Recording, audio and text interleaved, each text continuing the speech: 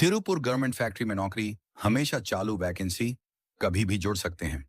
Slide 2 पद और मासिक वेतन ऑलराउंडर रुपये 19,500 से रुपये 22,000 तक। फ्लैट लॉक रुपये 15,000 से रुपये 20,000 तक। ओवरलॉक 14,750 रुपये से 18,000 रुपये। सिंगल नीडल 15,500 रुपये से 20,000 रुपये। चेकिंग 13,000 रुपये से 14,000 रुपये।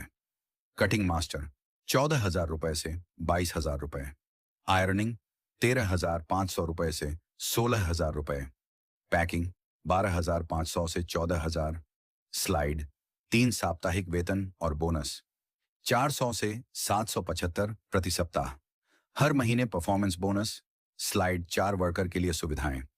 हर महीने की 1 तारीख को सैलरी, साप्ताहिक छुट्टी और पेड लीव।